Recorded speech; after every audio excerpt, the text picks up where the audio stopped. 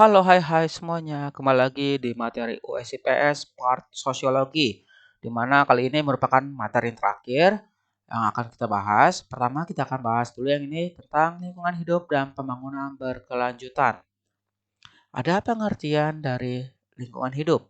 Menurut Undang-Undang Nomor 4 Tahun 1982, lingkungan hidup merupakan kesatuan ruang dengan semua benda, daya, keadaan, dan makhluk hidup, termasuk di dalamnya manusia dan perilakunya, yang mempengaruhi kelangsungan penghidupan dan kesejahteraan manusia serta makhluk hidup lainnya.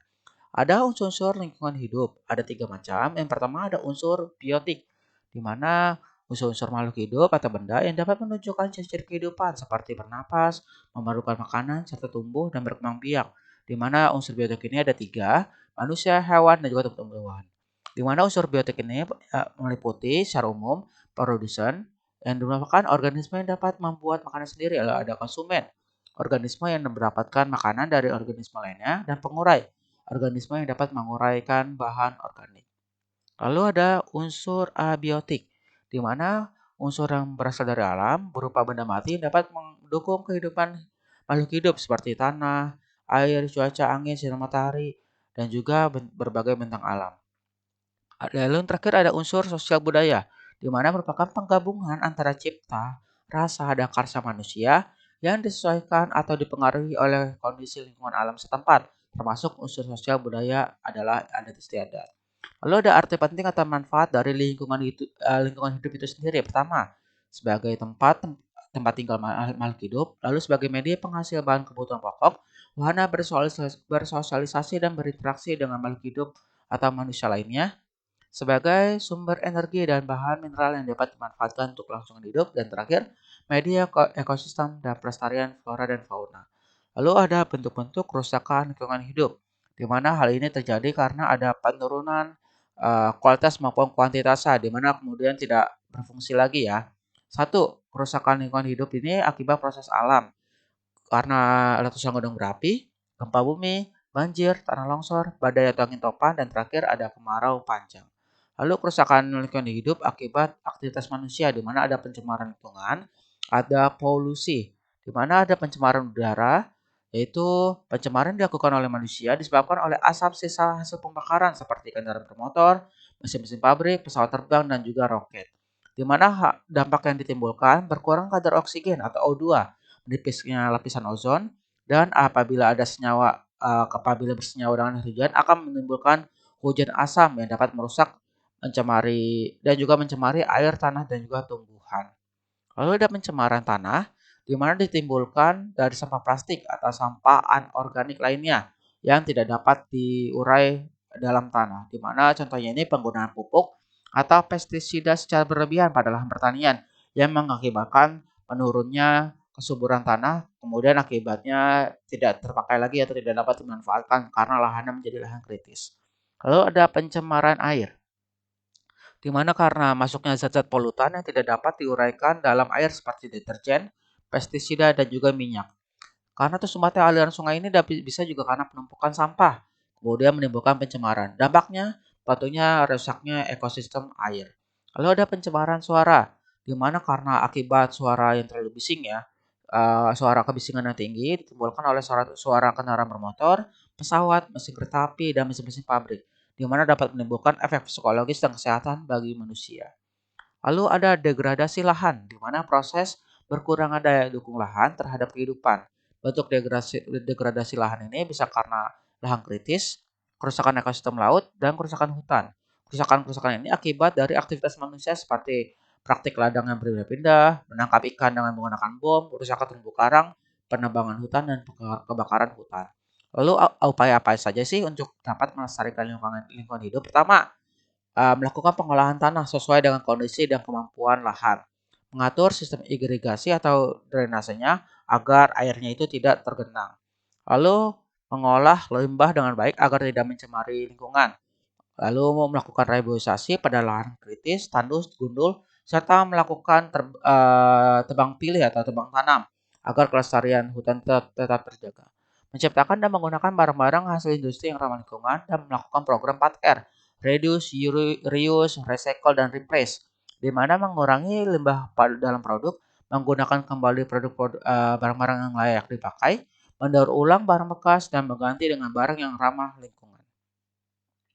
Kemudian pembahasan selanjutnya ada pembangunan berkelanjutan, di mana ada pengertian pembangunan berkelanjutan atau sustainable development adalah pembangunan yang dalam perencanaan, pelaksanaan, dan pasca pelaksanaannya memperhatikan analisis mengenai dampak lingkungan hidup atau kita sebutnya juga dengan AMDAL, di mana hal ini tujuannya untuk dinikmati oleh generasi mendatang tentang kualitas dan juga kuantitas sumber daya alam yang saat ini. Lalu ada karakteristik pembangunan berkelanjutan, di mana yang pertama itu menjamin pemerataan dan keadilan dalam setiap strategi pembangunan berwawasan lingkungan, terutama dalam hal pemerataan distribusi lahan dan faktor produksi dan pemerataan ekonomi untuk kesejahteraan. Lalu menghargai dan memelihara keanekaragaman hayati sebagai dasar untuk tatanan lingkungan, di mana hal ini berpengaruh terhadap ketersediaan SDA secara keberlanjutan ya sampai masa yang akan datang. Lalu menggunakan pendekatan integratif atau terpadu, di mana keterkaitan antara kompleks antara manusia dengan lingkungan yang dapat dimungkinkan untuk masa kini dan juga masa depan. Menggunakan pandangan jangka panjang untuk melakukan perencanaan pengolahan dan pemanfaatan SDA dalam mendukung pembangunan. Ada 3 dimensi dalam pembangunan berkelanjutan. Pertama, dimensi ekonomi, di mana memfokuskan kepada pertumbuhan, pemerataan, stabilitas, dan efisiensi di dalamnya. Lalu dimensi sosial, di mana mencakup tentang pemberdayaan, peran serta kebersamaan, mobilitas, pembinaan kelembagaan, dan pengentasan kemiskinan. Lalu yang terakhir ada dimensi lingkungan hidup, bertujuan untuk integritas ekosistem, ramah lingkungan, sumber daya alam, dan pelestarian keanekaragaman hayati. Lalu ada pembahasan selanjutnya tentang lembaga sosial, materi terakhir kali ini ya, di mana ada pengertiannya, keseluruhan dari sistem norma yang terbentuk berdasarkan tujuan dan fungsi tertentu dalam masyarakat, di mana lembaga sosial itu juga merupakan himpunan norma-norma yang berhubungan dengan kebutuhan pokok dalam masyarakat. Terbentuknya lembaga sosial ini berawal dari kebutuhan masyarakat akan keteraturan kehidupan bersama, di mana lembaga sosial ini dianggap penting dalam kehidupan bermasyarakat. Karena manusia pada sejatinya merupakan makhluk sosial yang tidak dapat mampu hidup sendiri, saling membutuhkan satu sama lain, maka harus ada muncullah aturan-aturan demi terciptanya kedisiplinan dalam masyarakat. Lalu ada norma dan aturan lembaga sosial, di mana ada syarat-syaratnya. Pertama, sebagian besar anggota masyarakat menerima norma tersebut. Norma-norma tersebut menjiwai seluruh warga dalam sistem sosial. Norma tersebut mempunyai sanksi yang mengikat setiap anggota masyarakat. Lalu ada fungsi lembaga sosial. Pertama, memberikan pedoman pada anggota-anggota masyarakat bagaimana mereka itu harus bersikap dan bertingkah laku dalam menghadapi masalah-masalah yang ada dan berkembang di masyarakat. Lalu menjaga keutuhan masyarakat yang bersangkutan, di mana bermaksud untuk menghimpun dan mempersatukan anggota-anggotanya agar terciptanya integrasi dalam masyarakat, di mana lembaga sosial ini mengatur berbagai aktivitas masyarakat sehingga terwujudlah kehidupan yang serasi dan harmonis. Lalu memberikan pedoman kepada masyarakat untuk mengadakan sistem pengadaan sosial, ya, di mana lembaga sosial ini merupakan sistem pengawasan sosial terhadap tingkah laku anggota masyarakatnya. Ada jenis-jenis lembaga sosial dan peranannya. Yang pertama ada lembaga keluarga, di mana merupakan unit sosial yang terkecil dalam lapisan masyarakat yang terdiri dari ayah, ibu, dan juga anaknya. Di mana setiap keluarga itu pasti membina anggota-anggota keluarganya untuk beradaptasi dengan lingkungan fisik maupun lingkungan budaya di mana ia tinggal. Ketika semua anggota itu mampu beradaptasi, maka kehidupannya akan menjadi tenang, aman, dan juga tentram. Ada fungsi-fungsi dari lembaga keluarga. Pertama, fungsi reproduksi melanjutkan keturunan yang sehat dan sah. Lalu ada fungsi proteksi, di mana keluarga itu memberikan perlindungan kepada anggotanya, baik fisik maupun kejiwaannya. Lalu fungsi ekonomi, pengelolaan, pengerjaan, dan pendapatan untuk kegiatan ekonomi. Fungsi sosialisasi, di mana berperan membentuk kepribadian si anak agar sesuai dengan harapan orang tua dan masyarakat. Ada afeksi, memberikan kasih sayang dan perhatian pada anak-anaknya. Lalu ada fungsi sosial, di mana pengawasan sosial ini anggota keluarganya itu sebagai saling mengawasi karena memiliki tanggung jawab dalam menjaga nama baik keluarga. Lalu ada pemberian status, di mana karena lembaga perkawinan ini maka seseorang akan mendapatkan status atau kedudukan yang baru di masyarakat sebagai suami ataupun sebagai istri. Lalu ada lembaga agama, di mana sistem keyakinan dan praktik keagamaan dalam masyarakat yang telah dirumuskan dan dibakukan, di mana agama ini telah menjadi pelopor dalam menciptakan ketertiban sosial dalam masyarakat. Ada fungsi dari lembaga agama. Satu, sebagai pedoman hidup bagi manusia, baik dari kehidupan pribadinya dalam hubungan dengan Tuhan maupun hubungannya dengan manusia lain, hubungan dengan alam sekitar dan mencapai keselamatan kebahagiaan hidup baik di dunia maupun di akhirat. Sumber kebenaran, di mana dalam setiap penganut agama tentunya meyakini adanya kebenaran. Lalu ada tuntutan prinsip benar dan salah untuk menghindari perilaku menyimpang seperti membunuh, mencuri, dan juga berjudi. Lalu ada pedoman keyakinan tentang berbuat baik ya, di mana disertai dengan keyakinan perbuatannya itu bahwa kita itu wajib ya kewajiban Tuhan untuk melakukan perbuatan baik, di mana akan mendapatkan pahala walaupun perbuatannya sekecil apapun. Lalu ada lembaga ekonomi, di mana lembaga sosial yang mengatur tata hubungan antar manusia dalam pemenuhan kebutuhan hidup sehari-hari, di mana bertujuan mengatur bidang-bidang ekonomi dalam rangka mencapai kehidupan sejahtera dan terpenuhinya kebutuhan manusia atau masyarakat. Lalu ada fungsi lembaga ekonomi. Pertama, memberi pedoman untuk mendapatkan bahan pangan, memberi pedoman untuk melakukan pertukaran barang atau barter, memberi pedoman tentang harga jual beli barang, memberi pedoman untuk menggunakan tenaga kerja, memberi pedoman tentang cara pengupahan, dan terakhir memberi pedoman tentang cara pemutusan hubungan kerja atau PHK.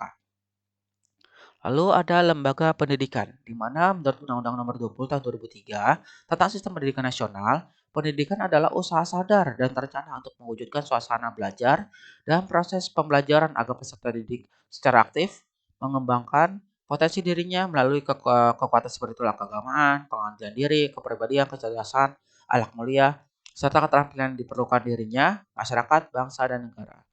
Lalu ada fungsi dari pendidikan atau lembaga pendidikan. Satu, mempersiapkan anggota masyarakat untuk mencari nafkah, mengembangkan bakat perseorangan demi kepuasan pribadi maupun kepentingan masyarakat.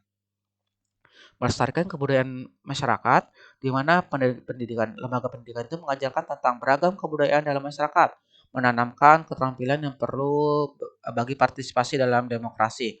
Lalu ada fungsi latennya atau tidak disadari dari lembaga pendidikan. Satu, mengurangi pengendalian orang tua, di mana dengan anak dititipkan di lembaga pendidikan tentunya eh, pengendalian orang tua menjadi lebih berkurang karena diserahkan kepada para gurunya. Lalu mempertahankan sistem kelas sosial, di mana diharapkan dapat mensosialisasikan kepada para anak didiknya untuk menerima perbedaan status yang ada di masyarakat.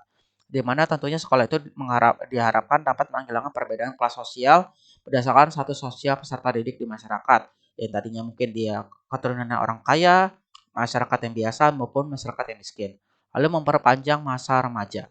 Lalu ada lembaga politik, di mana merupakan lembaga mengatur pelaksanaan dan wewenang yang menyangkut kepentingan masyarakat agar tercapai suatu keteraturan dan tertib kehidupan bermasyarakat. Ada lembaga-lembaga politik yang berkembang di Indonesia. Pertama, ada MPR atau Majelis Permusyawaratan Rakyat, Presiden dan Wakil Presiden, DPR, Dewan Perwakilan Rakyat, Dewan Perwakilan Daerah atau DPD, Pemerintahan Daerah, DPRD Provinsi, dan DPRD Kabupaten Kota, dan terakhir ada partai politik. Ada fungsi dari lembaga politik. Pertama, memelihara ketertiban di dalam negeri. Tentunya sebagai lembaga politik bertindak sebagai penegak hukum yang dapat menyelesaikan konflik yang terjadi antar anggota masyarakat secara adil sehingga anggota masyarakat hidup tenang dan tentram. Lalu mengusahakan kesejahteraan umum, di mana lembaga politik ini tentunya fungsinya itu untuk merencanakan dan melaksanakan pelayanan-pelayanan sosial serta mengusahakan pemenuhan kebutuhan pokok masyarakat seperti pengadaan distribusi pangan, sandang, papan, pendidikan, dan kesehatan. Oke, itu aja untuk pembahasan uh, materi USIPS part dari sosiologi ya. Nanti kita akan bahas lagi bagian selanjutnya ya. Tadi mungkin yang pertama sudah bagian geografi dan sekarang bagian sosiologi. Nanti kita akan bahas yang part bagian lainnya. Oke, cukup sekian. Terima kasih. Wassalamualaikum warahmatullahi wabarakatuh.